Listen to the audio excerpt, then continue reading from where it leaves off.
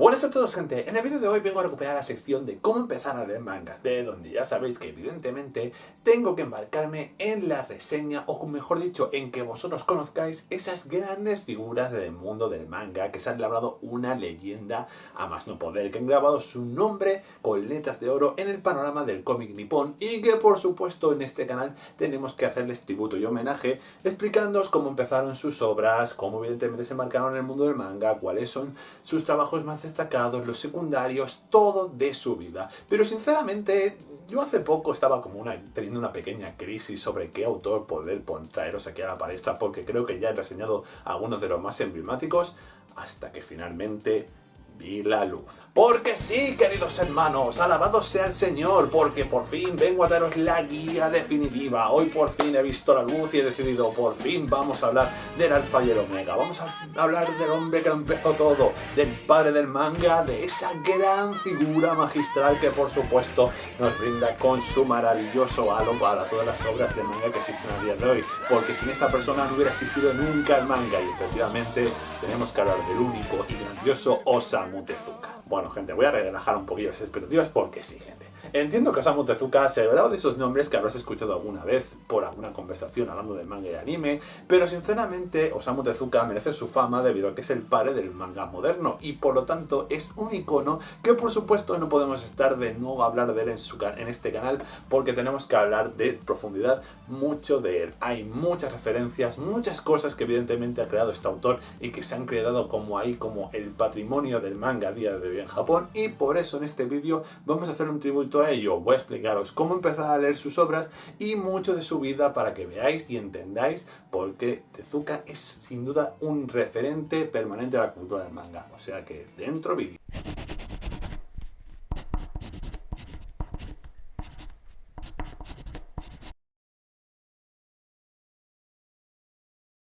Naciendo el 13 de noviembre de 1928 en Tokoyama, dentro de la prefectura de Osaka, Tezuka fue un niño muy inquieto e imaginativo, recibiendo el apodo de Gasha Gasha Atama, algo así como decir que era una cabeza desordenada, por así decirlo en nuestro idioma.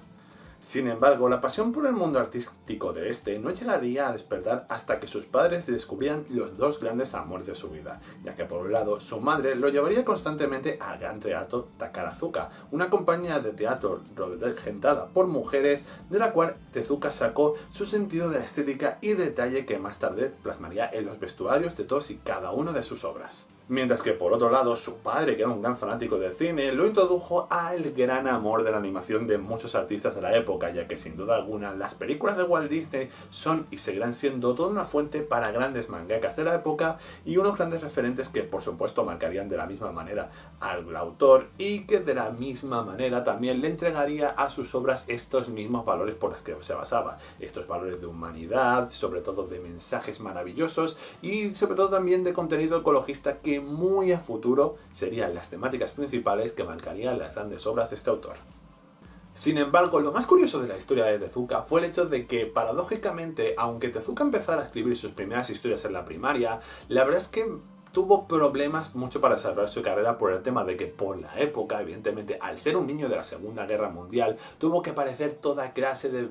malezas para que directamente su vida llegara a buen puerto, incluido evidentemente un reclutamiento obligatorio que le llevaba a tener que trabajar en fábricas a la par que seguía con sus trabajos, y evidentemente esto marcó bastante la vida de Tezuka, no solo por el hecho de que evidentemente se marcó una autodisciplina voluntaria, sino que también marcaría el hecho de pasar las canutas en la guerra como una de las grandes factores que por supuesto veremos a futuro en sus obras. A este hecho además le tenemos que sumar que en 1945 Tezuka inició una fracasada carrera en la medicina que por supuesto también inspiraría una de sus obras más emblemáticas, aunque ya hablaremos de eso más adelante. Lo que podemos sacar como conclusión es que evidentemente, a pesar de pasar por estas dos etapas tan terribles de la vida, Tezuka consiguió poquito a poco debutar en pequeñas revistas que comenzaron a publicar algunos de sus primeros trabajos, como Lost World o Metropolis, basada en la obra homónima de Fritz Lang, y sobre todo la gran obra que a posteriori se convertiría en el primer gran bombazo de Tezuka,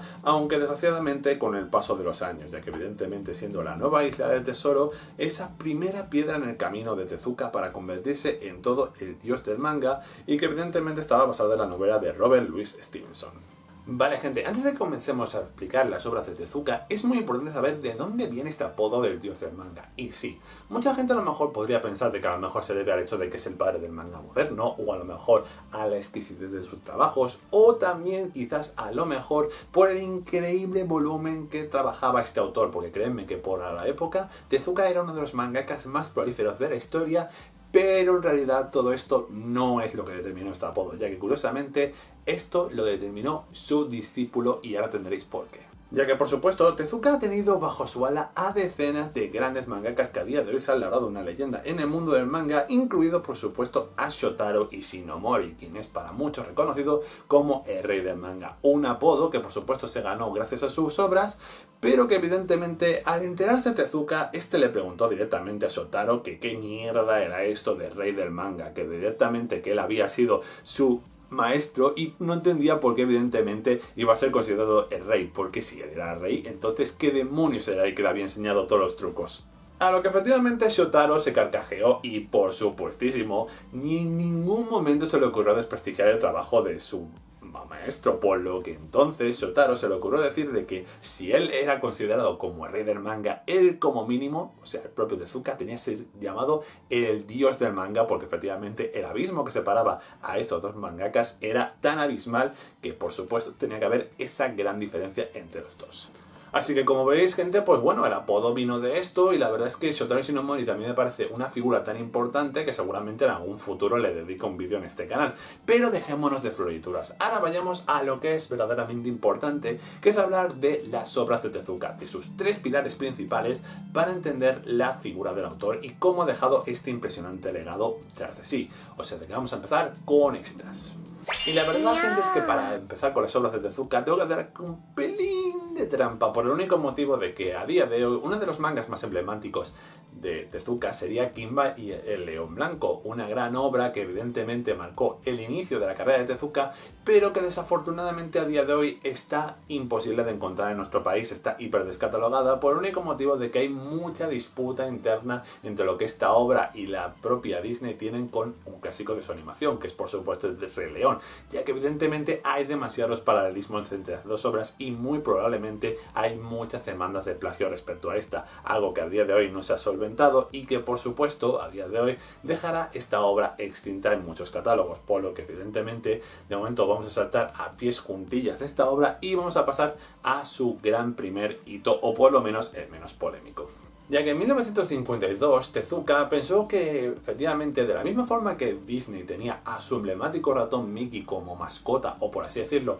como su primera gran creación, Tezuka necesitaba algo parecido, es decir, ese personaje que sin duda, aunque a priori no lo pensara en su momento, se convertiría en su sello de identidad, se convertiría en la gran creación que por supuesto lo llevaría a relacionarse inmediatamente sabiendo de que esa persona iba a ser el creador de este personaje. Un hito, una leyenda del manga que por supuesto nosotros conocemos por el nombre de Astro Boy. En un claro guiño a la película Pinocho, Tezuka nos lleva en esta obra a un futuro donde la humanidad coexiste con androides y en donde el científico Tenma crea al protagonista de esta historia llamada Astro, o en original Atom, quien reemplaza a su tristemente fallecido hijo Tobio. Desafortunadamente, Tenma no tarda en comprender que este robot no puede llenar el vacío que ha dejado su hijo y decide venderlo a un circo para ser rescatado más tarde por el profesor Ochanomizu, quien no solo le acogerá dentro de su hogar, sino que además le dará a descubrir los extraordinarios poderes que el androide posee y que por supuesto este reutilizará para intentar combatir toda clase de amenazas, convirtiéndolo en un defensor de la justicia que no dudará en luchar contra el crimen y todo el mal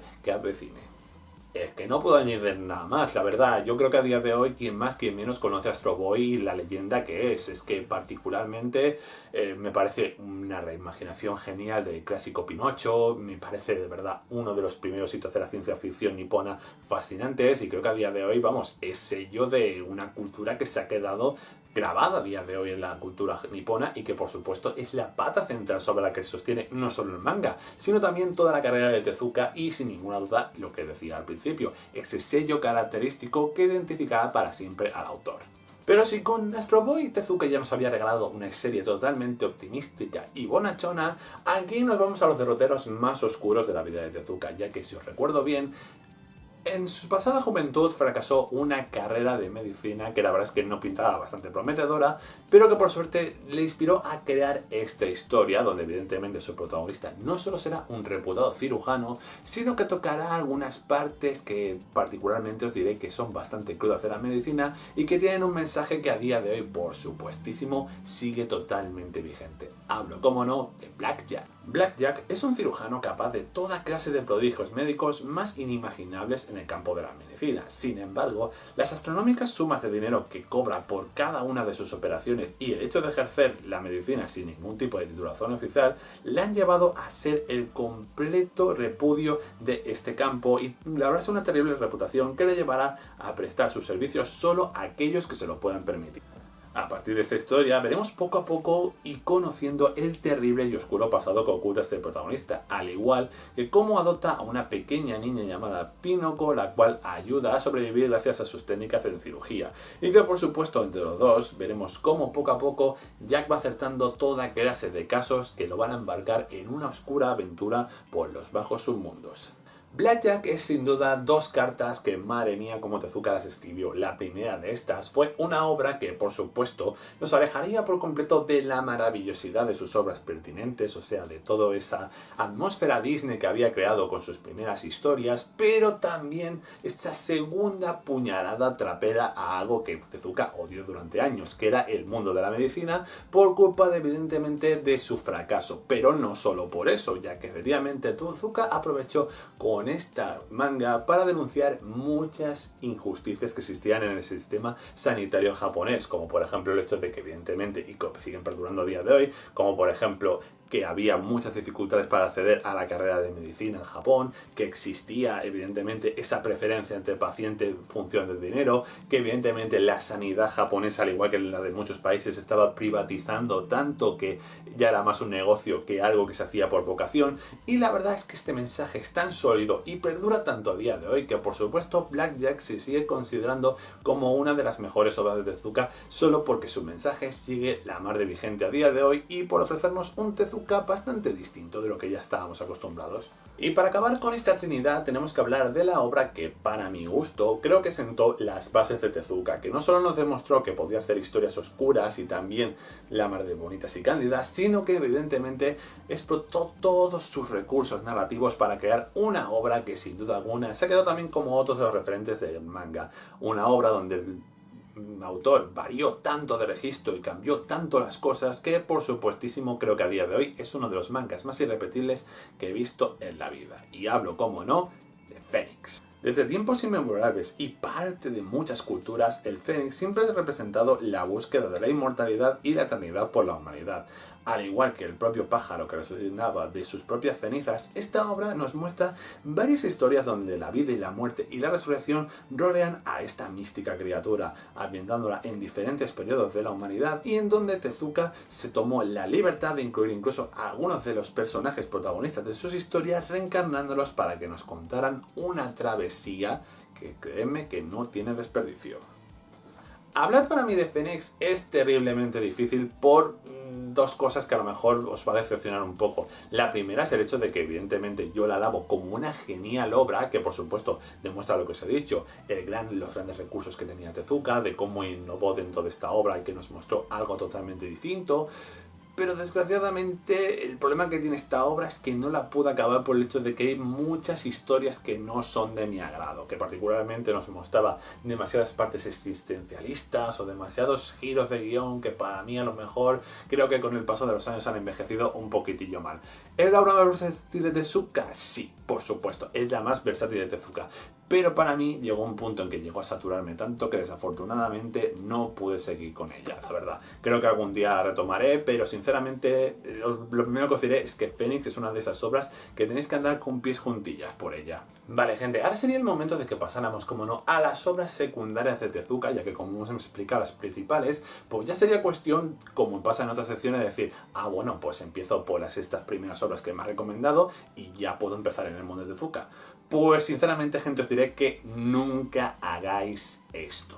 Y sí, gente, sé que a muchos de vosotros lo estaréis flipando porque seguramente en muchos de mis vídeos habéis visto de que siempre digo de que tenéis que empezar por las obras principales del autor y luego ir a las secundarias, pero Tezuka es la excepción al resto. Por el único motivo de que la narrativa de Tezuka es algo más envejecida y evidentemente tiene algunos recursos y estilos que a día de hoy han envejecido bastante mal o que son bastante difíciles de que a lo mejor un público más novato se pueda entrar dentro de ella, que me da mucho miedo deciros de que empecéis por estas obras, sobre todo porque también a día de hoy son las que más volúmenes amasan y son las que más cuestan conseguir en el mercado debido a su precio.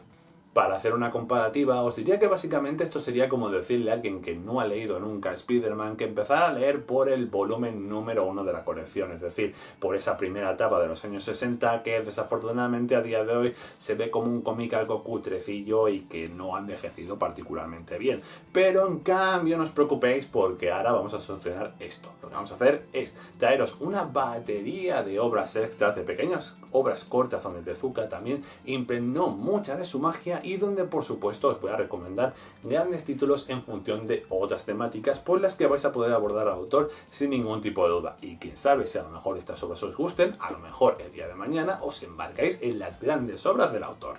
Dicho esto, vamos a empezar por lo primerísimo. Empezamos esta batería de recomendaciones hablando de otras dos grandes obras que podrían considerarse como los básicos de Tezuka, comenzando por supuesto por su antología, quien contiene algunas de sus primeras historias como Los World, Metrópolis y por supuesto la obra primera que lo puso en el calendario, La Nueva Isla del Tesoro, que fue la primera parada en su camino para ser la leyenda que se ha convertido a día de hoy. Por otro lado, tenemos para el que muchos es considerado como el primer shoujo de la historia, La Princesa Caballero, que nos cuenta cómo Zafiro es la heredera del reino de Sir Barlan, y cuyo corazón está dividido entre de un hombre y una mujer, ya que Zafiro debe ejercer como príncipe para su reino, ocultando su identidad como mujer, mientras lucha con toda clase de entidades que se acechan a su reino, a la par que se debate entre las terribles conspiraciones que se ordan en su palacio para intentar destituirla. Como hemos dicho anteriormente, Tezuka no deja de ser un niño de la guerra y, por supuestísimo, esta fue la gran detonante para algunas de sus obras más emblemáticas, empezando, por ejemplo,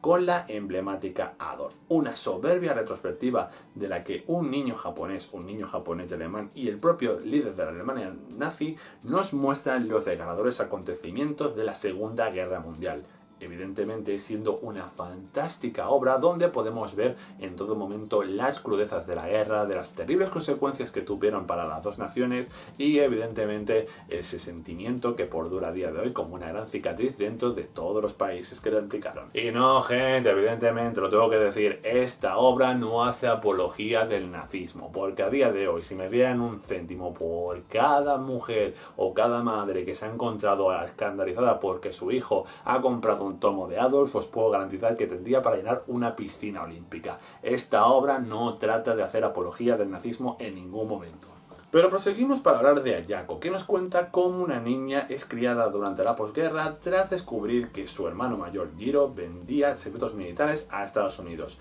Un escándalo que por supuesto la lleva a ser encerrada inmediatamente por el patriarca de su familia en un sótano y donde la joven crecerá hasta su madurez. Sin embargo, la trama de Ayako poco a poco nos irá revelando los oscuros secretos que en realidad ocultaba esta familia y que evidentemente concernarán a la joven. Pero por supuesto, otro concepto que siempre ha fascinado a Tezuka es sin ninguna duda en la figura de la femme fatale, de esa mujer bellísima de armas tomar, pero que por supuesto ha usado sus encantos para seducir a los hombres. Y precisamente algunas de las obras donde utiliza este recurso son por ejemplo en Bárbara, donde nos cuenta cómo una misteriosa mujer que aparece de la nada con un bello rostro es encontrada vagabundeando por las calles y siendo capaz de recetar poesía francesa, lo cual intenta con esto cautivar a todos los hombres que se crucen con ella. Un talento similar al que tiene Toshiki Tomura, la protagonista de El libro de los insectos, que es una actriz que ha conseguido la gran fama de su profesión y por supuesto siendo una influencia tan grande dentro de las cúpulas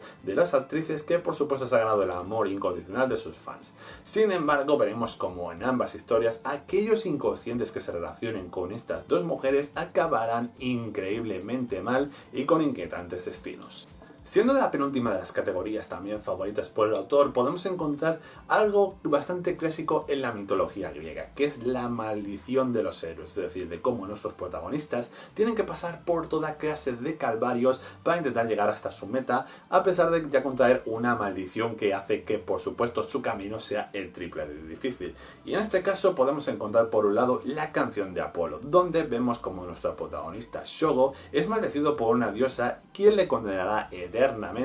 a descubrir el amor en todas y cada una de sus vidas y perderlo trágicamente hasta el fin de su existencia. Por otro lado, también nos encontramos con Dorororo, que nos cuenta una historia de samurái donde, tras ser maldecido por un demonio de la antigüedad, el legítimo heredero del clan Kagemitsu es abandonado por sus padres y este se ve obligado a tener que sobrevivir a pesar de que los demonios hayan devorado los órganos que lo convierten en persona. Sin embargo, al ser toda una abominación del mundo, este joven consigue sobrevivir gracias a los cuidados de un monje y convertirse en un dios espadachín, quien junto con el joven ladrón llamado Dorororo se embarcarán en la búsqueda de acabar con los demonios que lo maldijeron en el pasado y recuperar su cuerpo original. Fullmetal Alchemist. Pero por supuesto, la influencia de Tezuka también ha sido palpable en otros grandes autores del sector, como por ejemplo el propio Naoki Urasawa, con una gran obra como es la de Pluto, de la que ya hablamos en este canal y que os dejaré por aquí el vídeo, y también, curiosamente, con una precuela del propio Astro Boy, siendo Atom the Beginning, esta especie de precuela espiritual de la gran historia emblemática de Tezuka, que por supuesto también os animo a descubrir. Pero evidentemente, ¿quién sería yo si no aprovechara este vídeo para barrer un poquitillo para casa? Porque evidentemente también existen grandes autores españoles que han homenajeado a Tezuka en dos grandes publicaciones. Estando el primer ejemplo en Tezukomi, una antología donde básicamente varios artistas europeos han reimaginado muchas de las historias de Tezuka para adaptarlas a los tiempos modernos. Y por el otro lado también nos encontramos por supuesto, una novedad que va a salir este mes, siendo Team Phoenix, este gran amalgama de los diferentes protagonistas de las historias de Tezuka